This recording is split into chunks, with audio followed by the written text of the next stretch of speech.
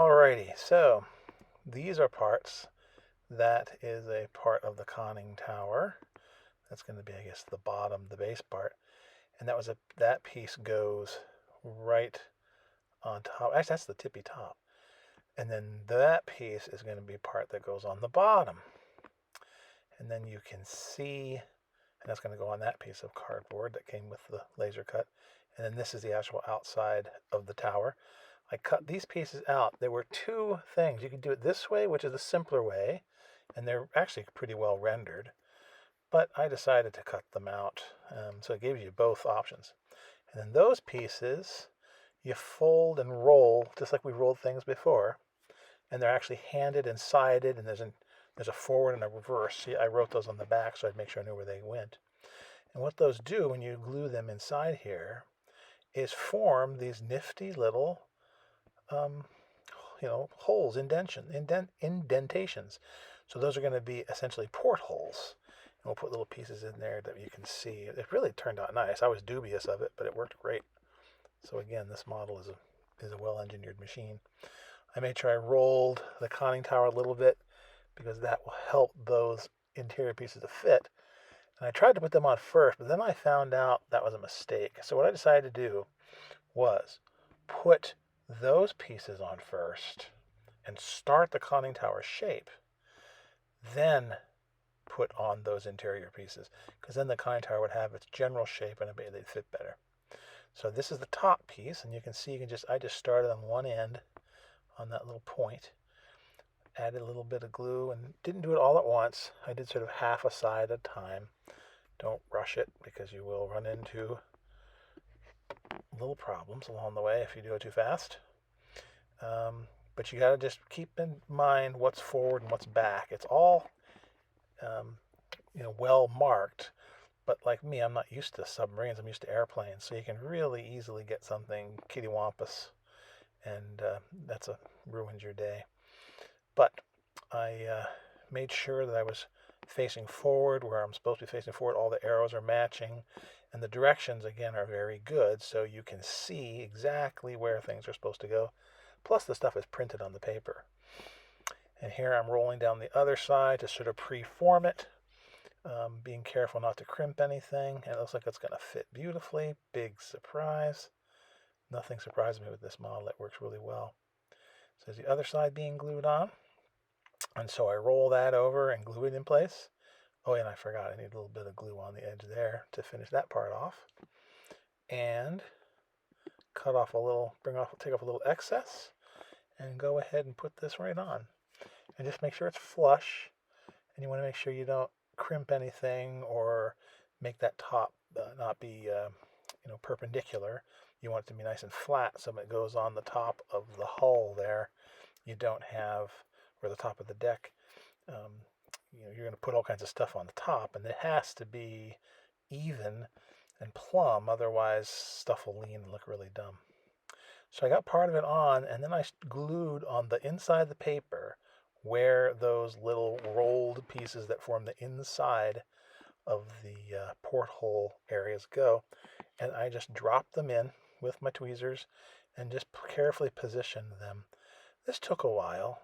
The glue dries fast, so it's a blessing and a curse. But I had to take them in and out a few times to make sure they got them just the way I wanted them. But they fit really nicely. So when they're done, you have these nice little troughs that look very, very, it's three-dimensional. I mean, there they are. They look pretty good with a little bit of touch up here and there. I'm just making sure things look good and are actually in there. But I'm so glad I cut those out as opposed to just left them flat.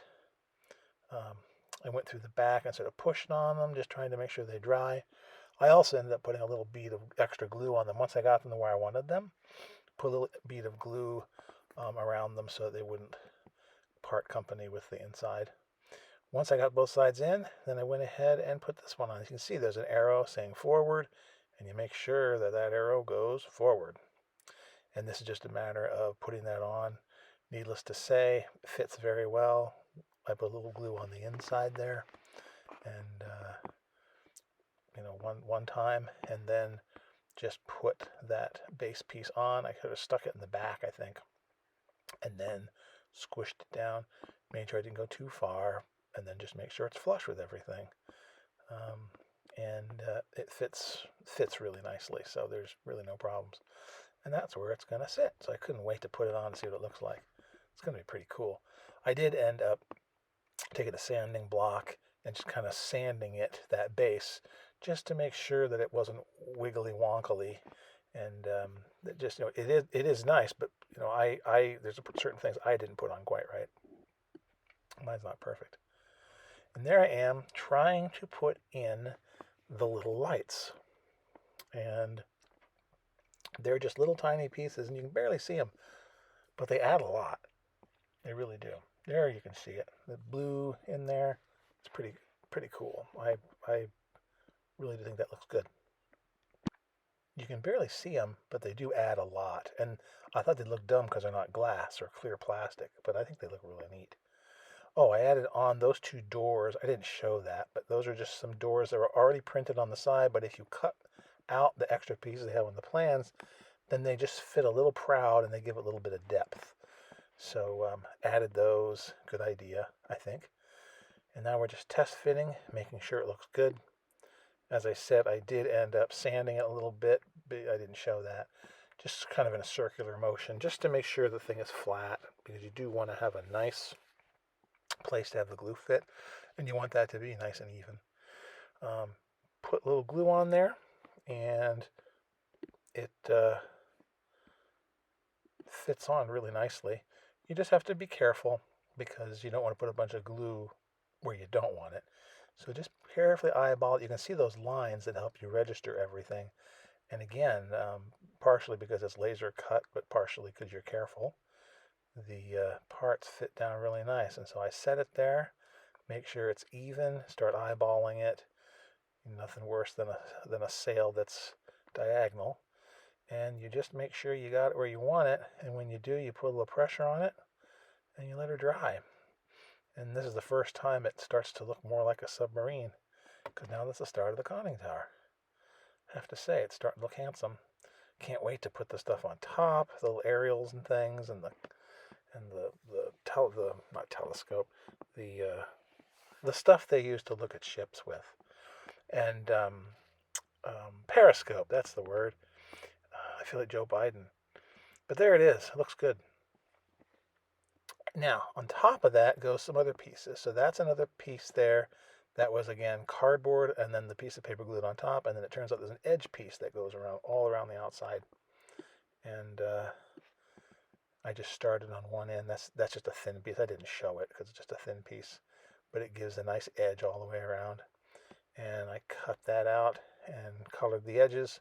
It goes without saying I color the edges on all of these things with my little marker before I stick them together. And you just slowly add that piece around the outside.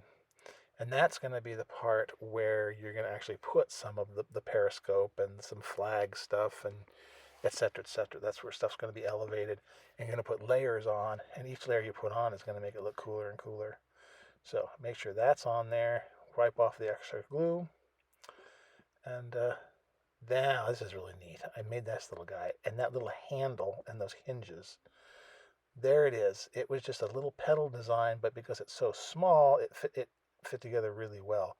I just kind of put it in my hand, cut it out like the pedal design as it was, and then I sort of squished it with the back of a marker or a paintbrush handle, and it worked great. Now that is the part of the that little tiny piece. That's that little handle that came out of that laser cut, and it goes right on top.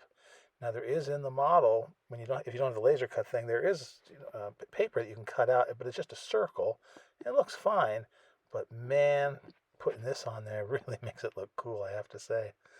So I put the little hatch on where it's supposed to go in that circle, and just make sure it's pushed down. There's no air around it. It has to be kind of flat up against the edge. But it's such a small piece. The pedal design looks really nice. You don't need to. It was easy to do. It surprised me because I have a heck of a time with pedal designs. But this one, I guess, is so small, it's not so bad. Now over there, I'm cutting out the two tiny, weeny, eeny, teeny little hinges. Because you see them? You can barely see them on the paper there. And those get bent and folded over, and then they just get glued right on the side. And they are on the lip of the little hatch, and then they are there to, to approximate a hinge that would make that thing move. They went great. They were fine following the directions. Only problem is I ended up putting them on the wrong side. That's what I mean by being careful. So they're actually supposed to go on the opposite side of what I'm putting them on. Nobody will know, but you know, you, me, and a couple other people who would maybe watch this. Um, but I still like it. See, look at those. There's the hinges and that handle. Oh, the handle's so cool. It needs a little bit of touch up with some paint, but wow, that that detail, that delicateness of it really stands out. And there's where that piece is going to go. And it fits real nice. So it was very easy to put that on. And yeah, that's me saying I think I put the hinges on wrong, which I did. But again, that's okay. Whoever built this sub, they messed up. So then that's all right. Then this is the same thing as putting on the main conning tower. You just sort of very carefully put it on, make sure it's straight, push down a little bit, and Bob's your uncle. There's the initial part, and the next thing will be putting on some of the sticky outy bits on top that'll make it start to look like a real machine. I'm really liking this model.